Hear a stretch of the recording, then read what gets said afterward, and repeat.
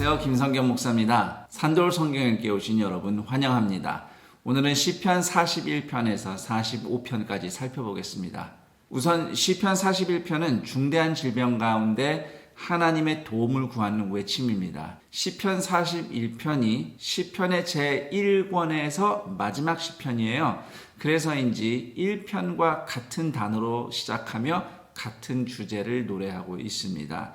시편 1편은 복 있는 사람은 아슈레이라는 히브리어와 시작이 되었는데 시편 41편의 첫 번째 단어도 아슈레이, 복 있는 사람, 행복한 사람은 이렇게 시작을 합니다. 1절에서 3절은 복 있는 사람은 가난한 자를 보살피는 사람이다. 하나님은 그를 지키시고 살게 하시며 벽에 걸려도 치유하신다. 이렇게 노래를 합니다. 그 다음 4절에서 9절은 중병에 걸린 자신의 처지를 설명하면서 특히 아픈 내가 어서 죽기를 기다리는 원수들도 있다는 현실을 하나님께 토로하고 있습니다. 그리고 10절에서 13절은 하나님이 나에게 은혜를 베풀어 병상에서 나를 일으키실 것을 믿고 하나님을 찬양하는 내용입니다. 몇 가지만 살펴보겠습니다. 우선 3절에 병을 고쳐주시나이다.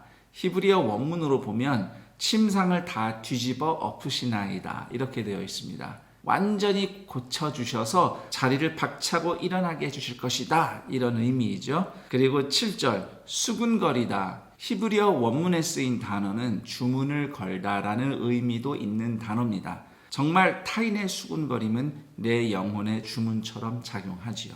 그 다음 9절 나를 대적하여 그의 발꿈치를 들었나이다. 속이고 함정에 빠뜨려 잔인하게 이용만 한다. 이런 의미가 있는 표현인데요. 요한복음 13장 18절에서는 예수님이 가룟 유다에게 배신당하신 일이 바로 이 시편 말씀의 성취라고 기록되어 있습니다. 그 다음 11절 주께서 나를 기뻐하신다. 여기서 기뻐하다는 말을 히브리어 원문 그대로 직역을 하면 마음이 기울어져 있다, 마음이 쏠려 있다 이런 뜻입니다. 하나님의 마음이 비천한 나를 향해서 기울어져 있는 것이죠. 그런 은혜를 입은 사람도 1절처럼 가난한 자에게 마음을 기울입니다. 그 사람이 바로 복 있는 사람입니다.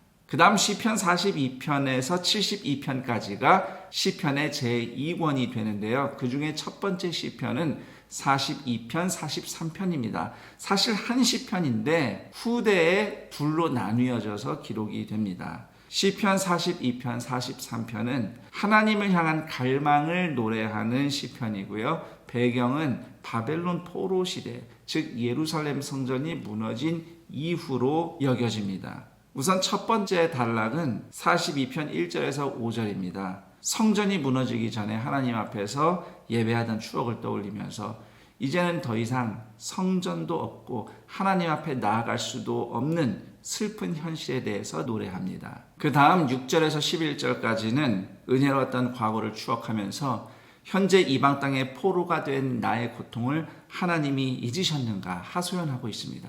시편 43편 1절에서 5절은 현재의 고난을 하나님께 적극 아뢰면서 예루살렘으로 돌아가는 회복을 간구합니다.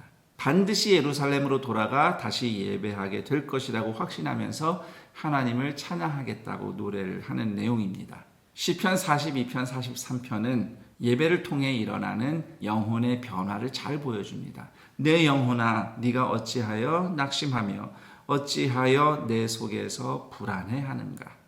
처음에 2번 이 후렴이 반복될 때는 암울한 현실 앞에서 애써 힘써서 나 스스로를 격려하려고 하는 내용이기 때문에 조금은 서글픈 분위기에서 읽게 됩니다.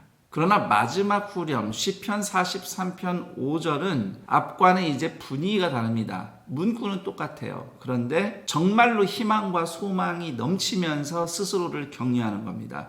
현실은 조금도 나아지지 않았는데 계속 기도하며 예배하는 동안 심령의 변화가 일어난 것이죠. 하나님이 가장 멀리 계시는 것 같은 현실에서 오히려 하나님의 사랑을 더 크게 경험하는 삶, 이것이 십자가의 힘입니다. 하나님께 버려지고 십자가에 못 박혀 죽으신 예수님의 십자가는 우리를 향한 하나님의 사랑의 최고의 확증입니다. 이처럼 성도는 예배를 통해 예수님의 십자가 사랑을 늘 확인하고 어떤 상황에서도 시편 42편, 43편처럼 하나님을 찬양할 수 있습니다. 그 다음 시편 44편은 과거 하나님이 베푸신 구원을 추억하며 오늘의 구원을 소망하는 시편입니다. 앞선 두 시편처럼 바벨론 포로기를 배경으로 하는 것 같습니다. 1절에서 3절은 하나님께서 가나안 땅 정복 시절 이스라엘에게 주신 승리에 대해서 노래를 합니다. 4절에서 8절은 과거처럼 오늘 하나님께서 이스라엘을 건져달라고 도움을 요청하는 기도입니다. 나의 칼이 아니라 하나님을 의지하겠다고 노래합니다. 그 다음 9절에서 16절은 하나님이 이스라엘을 버리셔서 패배와 고통을 겪고 있는 현실에 대해 한탄하는 내용입니다. 그리고 17절에서 21절은 비록 죽음의 위기에 던져졌지만 하나님을 믿는 믿음을 굳건히 지켰다는 고백입니다. 그리고 마지막으로 22절에서 26절은 압제와 죽음의 위협 아래에 있는 우리를 구원해달라는 호소인데요. 왜 주무시고 계십니까? 왜 얼굴을 가리시고 우리를 잊으셨습니까? 하나님을 향한 이런 절박한 외침이 인상적입니다. 몇 가지만 자세히 살펴보겠습니다. 우선 시편 44편에서 하나님이 이스라엘에게 행하신 세 가지 행동이 두드러지게 묘사되는데 10절에 돌아서다, 탈취하다, 그리고 11절에 넘겨주다입니다. 이것은 이스라엘의 고통과 멸망에 대해 하나님을 탓하는 것은 아닙니다.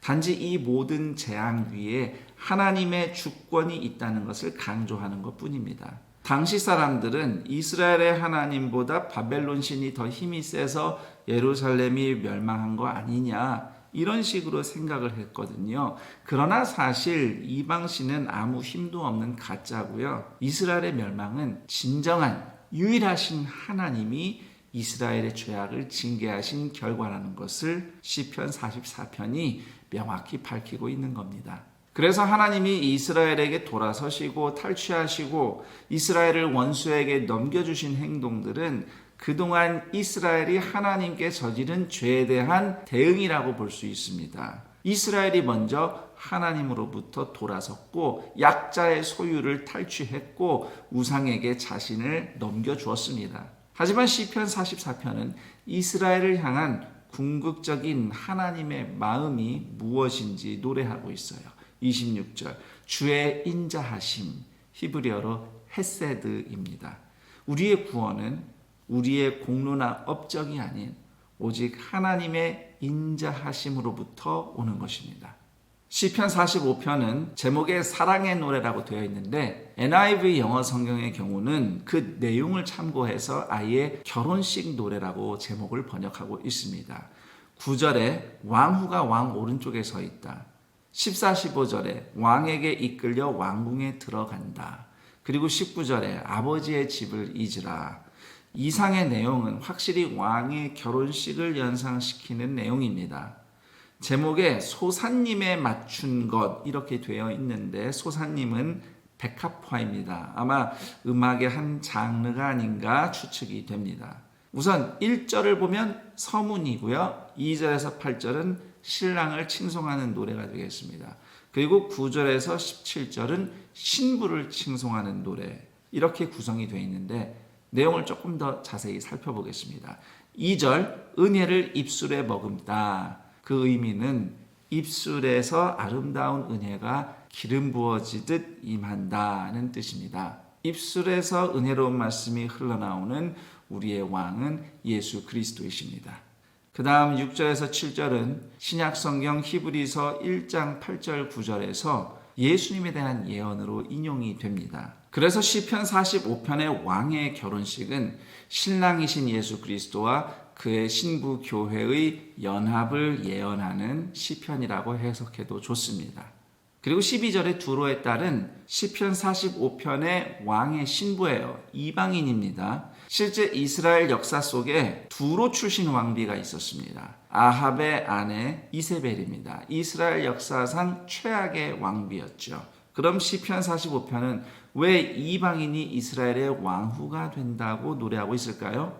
이방인도 구원하시려는 하나님의 은혜를 보여주기 위함이라고 해석할 수 있습니다. 실제로 시편 45편의 두로의 딸은 이세벨과 정반대입니다. 10절 보면 두로의 딸은 앞으로 자기 아버지의 집을 잇게 될 겁니다. 다시 말해서 우상을 떠나고 여호와 하나님만을 예배할 것입니다. 시편 45편의 신랑인 왕은 궁극적으로 예수 그리스도를 가리키고 있고요. 그리고 신부인 이방인 왕후는 예수님께 신부처럼 존귀한 존재로 거듭난 교회 공동체를 가리키고 있다 하겠습니다. 여기까지 시편 41편에서 45편까지의 내용 살펴봤습니다. 그럼 전 여기서 인사드리고 다음 시간에 다시 찾아뵙겠습니다. 감사합니다.